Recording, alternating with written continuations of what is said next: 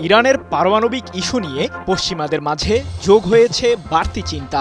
সমস্যা সমাধানে নতুন টেকনিক বের করেছেন ইরানের পররাষ্ট্রমন্ত্রী আব্বাস আরাকচি। আলোচনার জন্য টেবিলও প্রস্তুত রেখেছে পরমাণু অস্ত্র নিয়ন্ত্রণে কাজ করা প্রতিষ্ঠান আন্তর্জাতিক আণবিক শক্তি সংস্থা IAEA। যুক্তরাষ্ট্রসহ পশ্চিমাদের অপশাসনের বিরুদ্ধে ব্যবস্থা নিতে ইরানের সাথে বৈঠকে বসছে চীন ও রাশিয়া। ফলে মধ্যপ্রাচ্যে নিজেদের বলয় নিয়ে সংকটে পড়েছেন ইসরায়েলের প্রধানমন্ত্রী বেনিয়ামিন নেতানিয়াহু ও মার্কিন প্রেসিডেন্ট ডোনাল্ড ট্রাম্প। পরমাণু বোমা তৈরি প্রসঙ্গে কি ভাবছে ইরান? জটিলতা শুরু হয় 2017 সালে ডোনাল্ড ট্রাম্প প্রথমবার যুক্তরাষ্ট্রের প্রেসিডেন্ট হিসেবে দায়িত্ব নেয়ার পর থেকে।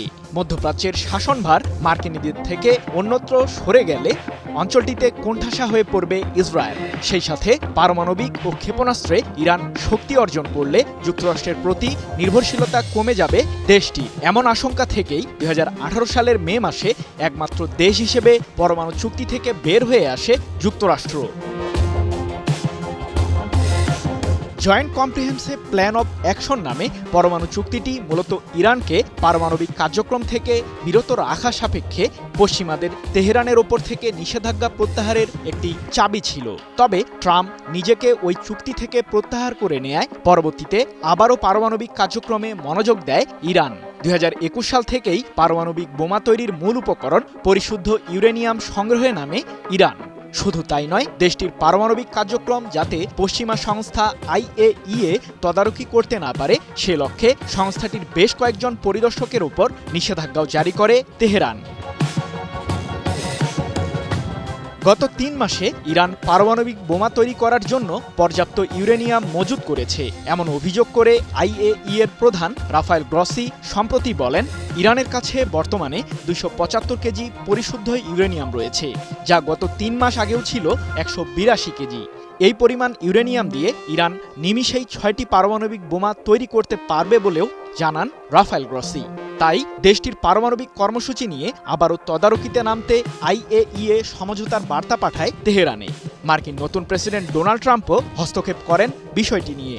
ইতোমধ্যেই ইরানের জ্বালানি তেল রপ্তানি শূন্যের কোটায় নামিয়ে আনতে দেশটির ওপর নিষেধাজ্ঞা জারি করেছে যুক্তরাষ্ট্র। এবার মার্কিনী নিষেধাজ্ঞা থেকে রেহাই পেতে আন্তর্জাতিক আণবিক শক্তি সংস্থার সাথে সমঝোতায় যাওয়ার লক্ষ্যে নতুন ধারণা নিয়ে উপস্থিত হয়েছে ইরান। 13 মার্চ এ প্রসঙ্গে ইরানের পররাষ্ট্রমন্ত্রী আব্বাস আরাকচি লন্ডন ভিত্তিক সংবাদ মাধ্যম ইরান ইন্টারন্যাশনালকে বলেন, আমরা রাফায়েল গ্রসি ও IAEA-কে সহযোগিতা করতে এবং সমস্যাগুলোর সমাধান বের করতে নতুন একটি ধারণা পেশ করেছি। বিষয়টি এখনও পর্যালোচনার স্তরেই রয়েছে। তবে ঠিক কী ধরনের প্রস্তাব IAEA-কে দিয়েছে ইরান সে প্রসঙ্গে বিস্তারিত কিছুই জানাননি আব্বাস আরাকচি। সব মশার বিরুদ্ধে সুরক্ষা দিতে এলো বসুন্ধরা এক্সট্রিম অ্যারোসল, মশার বিরুদ্ধে এক্সট্রিম সুরক্ষা। এদিকে ইরান পারমাণবিক কর্মসূচি নিয়ে সমঝোতায় আসলে নিষেধাজ্ঞা প্রত্যাহারের প্রস্তাবও দিয়েছেন মার্কিন প্রেসিডেন্ট ট্রাম্প। তবে তার এই প্রস্তাব যে নিছকই এক টালবাহানা বিষয়টি ভালোভাবেই আঁচ করতে পেরেছেন ইরানের সর্বোচ্চ ধর্মীয় নেতা আয়াতুল্লাহ আলী খামেনি। ট্রাম্পের ম্যাক্সিমাম প্রেশার স্ট্র্যাটেজি চলাকালীন যুক্তরাষ্ট্রের সাথে কোনো ধরনের আলোচনায় বসবে না ইরান, বিষয়টি পরিষ্কার জানিয়ে দিয়েছেন খামেনি। এমন পরিস্থিতিতে রাশিয়ার দ্বারস্থ হন ট্রাম্প। এবার ইরানের পারমাণবিক কার্যক্রম প্রসঙ্গে সমাধান বের করতে বৈঠক ডেকেছে চীন।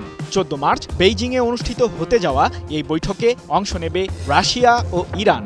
বিভিন্ন চ্যানেলের সাহায্যে পরোক্ষভাবেই যে পারমাণবিক ইস্যুটির সমাধান বের করতে চায় তেহরান সে বিষয়টির ইঙ্গিত দিয়ে আব্বাস আরাকচি বলেন, আলোচনা পরোক্ষভাবে চলছে। 3টি ইউরোপীয় দেশ এতে অংশ নিয়েছে। তবে যুক্তরাষ্ট্রের সাথে সমঝোতা প্রসঙ্গে আলোচনার জন্য শর্তও জুড়ে দিয়েছেন ইরানের পররাষ্ট্রমন্ত্রী আব্বাস আরাকচি। মার্কিনী চাপ ও হুমকি থেকে মুক্তির পাশাপাশি ইরানের জাতীয় স্বার্থ সুরক্ষিত থাকার নিশ্চয়তা দিয়েই সমতার অবস্থান থেকে যুক্তরাষ্ট্রের সাথে আলোচনায় অংশ নেবে ইরান উল্লেখ করে আরাকচি বলেন, তাদেরকে নিষেধাজ্ঞা তুলে নিতে হবে, অন্যথায় আমরা যদি তাদের সাথে আলোচনায় বসি তবে এর ফল ভালো হবে না, কারণ আমরা দুর্বল হিসেবেই বিশ্বের কাছে পরিচিত হব।